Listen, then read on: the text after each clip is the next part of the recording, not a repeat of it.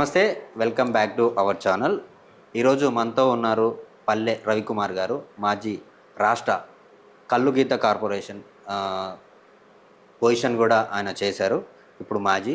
అయితే తెలంగాణలో రాజకీయాలు ఎలా ఉన్నాయి, ఎందుకోసం ఈ పరిపాలన, కాంగ్రెస్ పరిపాలన ప్రజల కోసమే చేస్తుందా, ప్రజా పరిపాలన, లేకపోతే కక్షపూరిత పరిపాలన ఏమన్నా జరుగుతుందా, ఇలాంటి మరెన్నో విషయాలు మన రవికుమార్ గారితో మాట్లాడి తెలుసుకునే ప్రయత్నం చేద్దాం.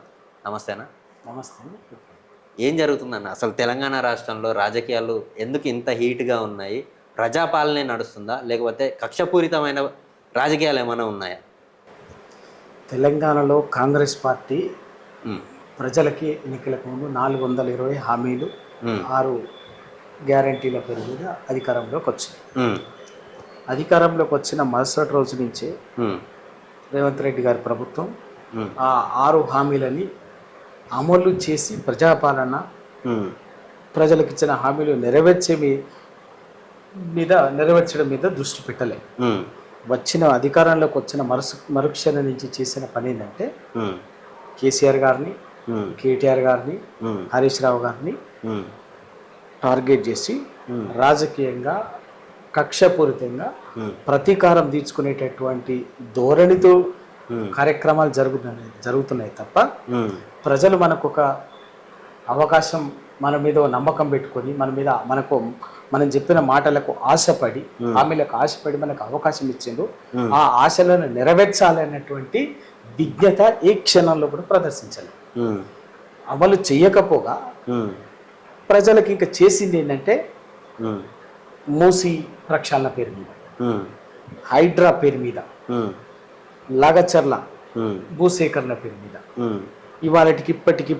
ఇప్పుడు జరుగుతున్నటువంటి గద్వాల జోగులాంబ జిల్లాలో పెద్ద ధన్వాడ దగ్గర ఇథనాల్ ఫ్యాక్టరీ పేరు మీద ప్రజలని, బడుగు బలహీన వర్గాలు, పేద రైతులని దౌర్జన్యంగా వాళ్ళ నుంచి భూములు గుంజుకొని, వాళ్ళ ఉసురు పోసుకొని, ఇంకా బుల్డోజర్ రాత్రి వాళ్ళ మీదకి బుల్డోజర్లు తీసుకుపోయి వాళ్ళ ఇల్లు కూల్చే పని, ఇవన్నీ చేసేసేటువంటి ప్రజల్ని భయపెట్టి ఒక భయానకమైన వాతావరణంలో పరిపాలన చేసే ప్రయత్నమే చేస్తుంది ప్రభుత్వం. అంటే ప్రజలకి ఎవరైనా ప్రజలకి ఏదైనా ఆపద వస్తే, కష్టం వస్తే, ఆ కష్టం వచ్చినప్పుడు నన్ను ఆదుకోవటానికో కాపాడుకోవటానికో ప్రభుత్వం ఉంది అనేటువంటి ఒక భరోసా కల్పించాల్సింది ప్రభుత్వం. ఆ ధైర్యం ఉంటుంది ప్రజలు. అందుకే ప్రభుత్వం అంటే అదే కదా.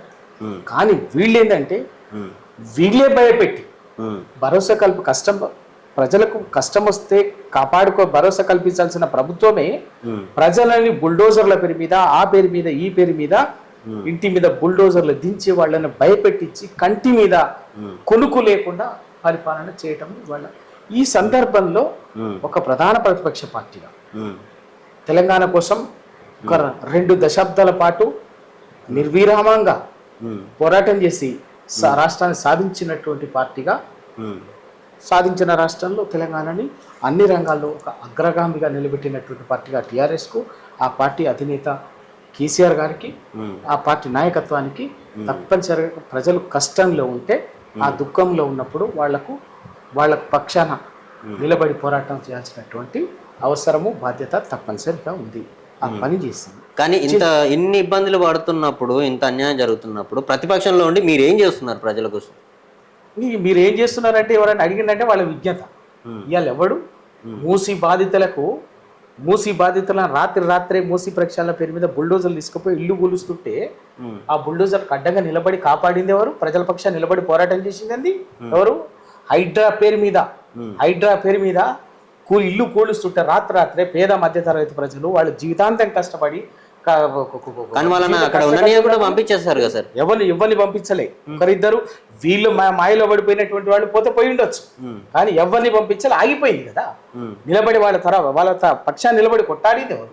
టీఆర్ఎస్ పార్టీ కదా, మేమే కదా.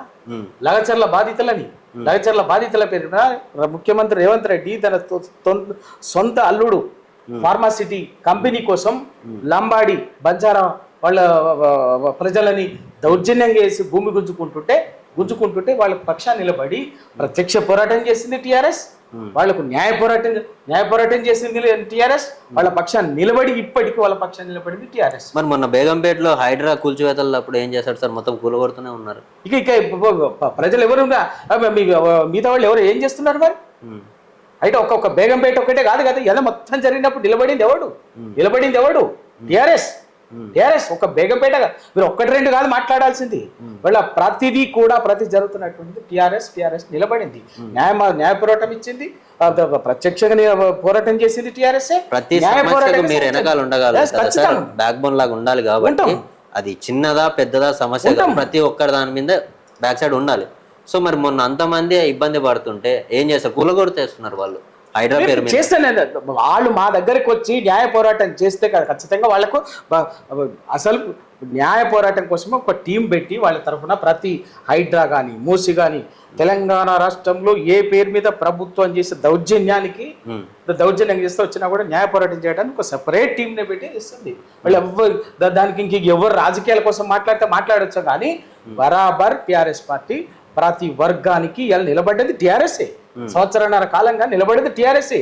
ఒక పక్కన కాంగ్రెస్, మరో పక్కన బీజేపీ, రెండు జాతీయ పార్టీలు కూడబలుకొని ఏ విషయంలో కూడా మాట్లాడకుండా ఏ విధంగా ఢిల్లీలో కొట్లాడినట్టు యాక్షన్ చేస్తారు.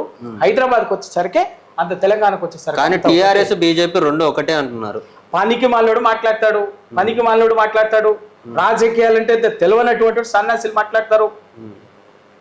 ఎవరు టీఆర్ఎస్ మీద కాంగ్రెస్ మీద కొట్లాడుతున్నది ఎవరు? అటు కేంద్రంలో బీజేపీతో కొట్లాడుతున్నది ఎవరు చెప్పండి?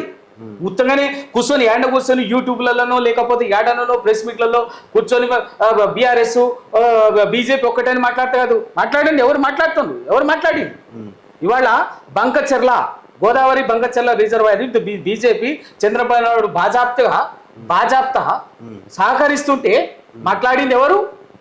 ప్రభుత్వం మాట్లాడలేదే, టిఆర్ఎస్ మాట్లాడింది. హరీష్ రావు గారు ప్రెస్ మీట్ పెట్టి బహిరంగంగా మాట్లాడేంత వరకు ఎవ్వడు సపోర్ట్ చేయలే.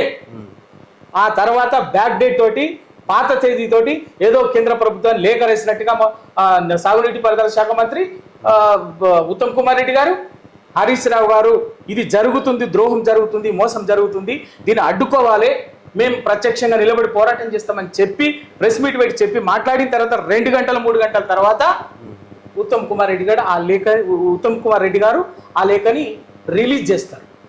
2 నెలల కింద ఎప్పుడో పంపించినట్టు. మరి 2 నెలల కింద ఎప్పుడో లెటర్ రాస్తే మరి అది ఎందుకు, మరి ఇన్ని రోజులు ఎందుకు బయటికి రాలే? హరీష్ రావు గారు మాట్లాడిన తర్వాతనే బయటికి ఎందుకు వచ్చింది? ఇదంతా అబద్ధమా?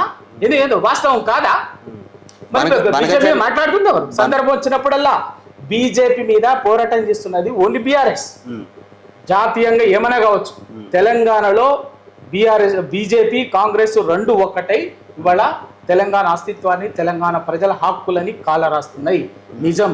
దానికి వ్యతిరేకంగా నిలబడి క్షేత్రస్థాయి నుంచి ఢిల్లీ దాకా నిలబడి ఫైట్ చేస్తుంది ప్రజల తరఫున ఓన్లీ బీఆర్ఎస్.